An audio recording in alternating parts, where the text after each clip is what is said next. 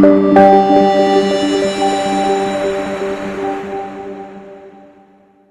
comes John and Lisa.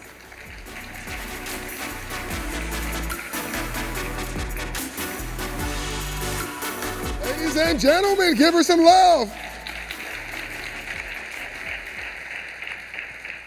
I'm constantly amazed when we do these interviews, and my heart is just so full.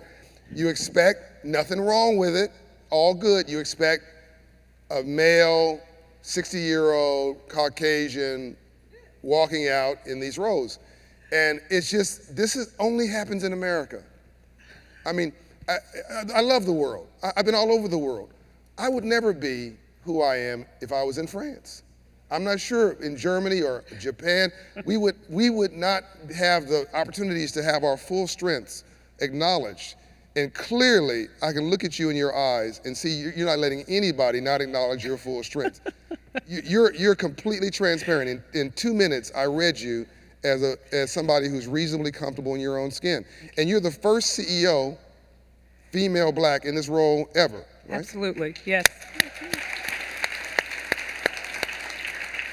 So normally I would take time to unpack. I don't think I need to do that with you. I want you to have a relationship with this global audience, and I want them not just to know who you are as a person, but I think they are best informed about you through what you do. The data that you have is unbelievable. I could not be more happy, more proud, more full, as you have said, to be here. I have watched this conference. You all have had a parade of all of our clients on this stage. And for me to be able to talk about what is critically important, something that Thelma and Daniel Osborne taught me too many years ago for me to say publicly, that money matters. Yep. And our ability to make it, to keep it, to share it, and to pass it down is the only way that we as a people, because that's my first identity as a black woman, but we as business people, but we as a nation will ever survive, is if everybody can participate in this American dream, and that is rooted in money. So, amen. I have the pleasure of working at Edelman, which is a global communications firm. And we do brands, and we believe that brands should follow their purpose. And we believe that purpose and profitability go hand in hand. And after the murder of George Floyd, our clients fell into probably 3 or 4 different categories. One, those who were already doing it and then went for it. No, hold on, wait a minute. No. See, she's so serious. She's like a corporate killer. Like she's going right in. Like you are no joke. I want people, before you get there, I know you got this. When I looked at you in the back, I saw your mother, I saw your father, I saw your ancestors. That reasonable comfort in your own skin, which is very rare, that self-esteem and that confidence. The confidence is clear. You're competent. That's why you're in this role. But the self-esteem, black women in this audience, white women in this audience, Asian women in this audience, they need to know, Indian women, women and people of color need to know not just what you do, but how you did it. Where does this self-esteem, just spend 2 minutes on it, where does this self-esteem come from? You know, my mother and father. Where do all good things come from? And my God. And I'm very comfortable talking about my faith as a corporate leader. You know, my parents raised us to believe that, and you talked about this earlier, not only can you, but you must do well and do good at the same time. That's right. And so I am very clear. So you talk about women in my position. When I am asked, you know, how did you get this role? What do you do? And I say, I'm not scared of money. I'm comfortable with money. Say that again. I like money. And I want everyone to have that comfort level. Yep. And for women who are in the positions that we are in, you have to be able to manage the money. You have to be able to make the money. And you have to, in a position like mine, talk to your clients about how to do the same thing. So again, this is a gift. We weren't even, so this is gifted because you weren't even supposed to be doing my interview. Right. And we saw each other in the back and we were like, all right, let's do this. And so, but I do want to talk about this research, and I want to talk about the things that we've learned and the things that we're going to do as a result of. Yep. So one, our clients, like everybody else, were like, what can I do? And we were like, put money into the community, advance agendas, recognize, particularly in financial institutions, that there is systemic bias and racism in financial institutions. Straight up. It just is. And I don't subscribe to unintentional bias. I just don't believe it. I think it's the way that we let people off the hook. You know exactly what you're doing when you're doing it.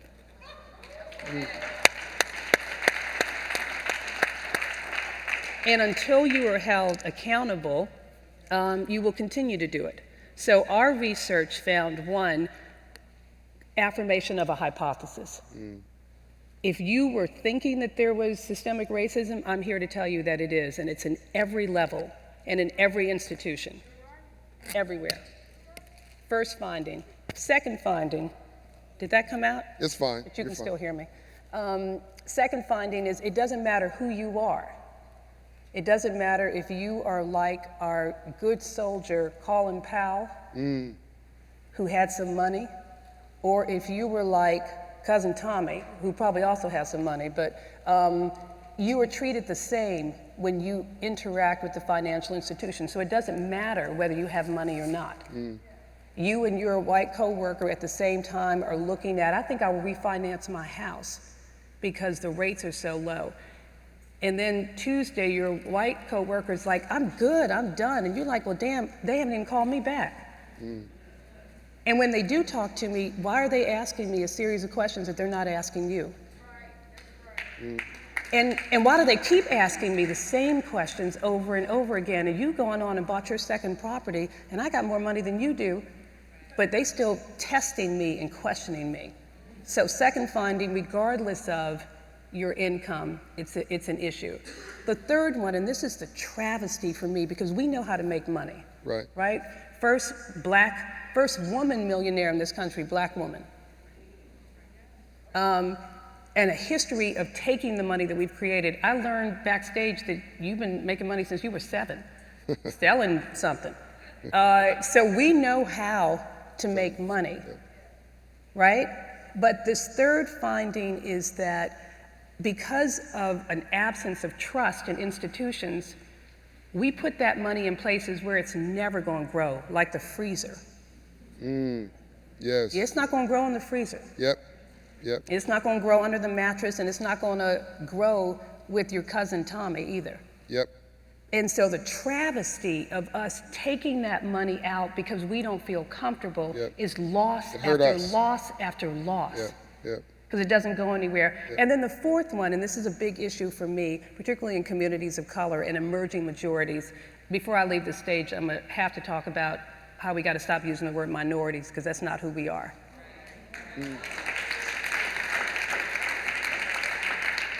We are emerging majorities, and sit in a room and use that language and see how the conversation shifts. Because you are no longer less than the other side, a little bit of what's left over, but we are emerging majorities as communities of color. But the painful part of that is that this impact, this racism that I'm talking about, has a palpable impact on our souls. You talked about soul, you talked about self-esteem. And the records of people that we talked to who said, I get so anxious, it just makes me sick. I know I have to go into the bank and I have to prepare for that. And it just makes me sick, and this was particularly acute with the Hispanic community. So in a world where we are struggling with chaos and challenges to our souls and our spirit, then you're so damn scared of having a conversation that you recoil and then you go back and put your money in the freezer. It's a self-fulfilling Horrible prophecy. Yep. So I never talk about problems unless there are solutions. One, everybody that you had on this stage, make sure we all hold them accountable that the workforce has to be representative. The workforce has to be representative. Number two, in addition to making sure that the workforce is representative, weed out that bias, that unintentional, but that real systemic bias that is in everything. Three, and some of your other speakers talked about this, look differently at how we are assessing risk. Assess risk for real people, not for your imaginary perfect person, but assess risk for real people and go into it with an attitude of not, I can't, but I can if. Right. So I can if, and I've heard several of your CEOs, other CEOs talk about it. And then the last one is, as my mother would say, open your damn mouth when you see somebody. So when you walk into the bank, greet somebody. When you have an experience, treat that person like a human being. Yes, yes. So it's pretty simple. Respect me, see me, and I will give you my money. And I need you to help me grow it so I can give it and I can make a difference. So that's me. Said, you know, as you were talking, I'm thinking how much you remind me of the silent but strong spirit of Coretta Scott King. I'll take that. Yeah, she talked. She didn't have as much emotion in her voice as you have, but it was that same strength. Looked you straight in the eye. Her daughter, Bernice King, who's a friend of ours, has that same spirit today. So I commend you for speaking your truth and carrying it with you wherever you go. There's one thing you said that I want to make sure that people watching this broadcast are not fearful of, and I've said this before, I'm going to say it again. She said emerging majorities. We're not a minority. Fantastic, that's great. But I don't want my white brothers and sisters who may be 55, 60 years old, male, whatever, maybe high school education, sitting in rural someplace, watching this and seeing what she just said as a threat to them. That's wrong. There's enough room here for all of God's children. Right. I learned early to talk without, and I learned this from Ambassador Andrew Young, talk without being offensive. Right. Listen without being defensive. And always leave even your adversary with their dignity. Yes. Because if you don't, they'll spend the rest of their life trying to make you miserable. Right. It becomes personal. And very much like what you said about we responded to the pain by putting pain on ourselves, by putting oh, I'm not gonna give you my money, so we put it in the freezer. Right. Like that's doing something. Right. Right? You're just hurting yourself. Right. Right? But conversely, I don't want my white brothers and sisters to see this beautiful, bold commitment to just our fulfillment of our somebodyness as somehow a threat to them. When we grow the economy, everybody wins. Good for everyone. Yeah. It's good for everyone. And, you know, what I say, you know, I run a company that is mostly white. You know, we're working on that. Yes. So that it is representative. I don't also use the word to diversify. Yes. The world and our companies and our stages and our actions have to be representative. Census Bureau is right out there. You know, they just shared the data, about 42%, so it should be representative. But this is not about moving people away. It's right. making the table bigger and That's inviting everyone to it. So I'm not trying to move you away, but I am trying to make room. Move us forward. Yeah, so that the table is representative of the real world around us. Stephanie Rule was with us yesterday, and she said, of CNBC, she said, it's about expanding the table and adding a seat. Right. So there was a Citigroup. Or making your own table. I mean, that's the other thing. You know, go ahead and make your own table, put your own table together. Citigroup had a report during the pandemic that showed that that racism against blacks alone, in the last 20 years alone, not 200 years and not other races, just 20 years for blacks alone, cost the US economy $16 trillion. And if we would just knock it off right now, just knock it off, the American economy would pick up another $1 trillion a year of GDP, which would, by the way, in 4 years pay for the stimulus from all of last year. Just that one thing. And so I say in this example we're giving of people should not be afraid, if those with the worst bedside manner, racist in other words, help black people to succeed, if black people succeeded, even the racist wins. Right. Because the economy is growing for everybody. Right. And that's why we love math. We love math because it doesn't have an opinion. Right. This is the CEO of the chairman of Starbucks quote, Melody Hobson. I think that we're sitting in this moment in history, and I love that you bring not just your passion and your emotion, you bring data. Mm-hmm. What, as we wrap up, is there a piece of data that you carry around with you sort of in your virtual pocket every day that gives you hope for the future, that maybe is an indication of where we come from, but a hope for the future? Is there a data point or an inspiration point? It's actually not a data point, John. It's a picture. It's a visual. And it looks kind of like this room. When we gather, and we gather with grace, and we gather with data and information, and we gather with positive intent, we get to a good place. And so the data is critical. It is, everything we do has to be rooted in it, but what drives me, what inspires me, is when I see rooms like this, and I know we can get to a good place.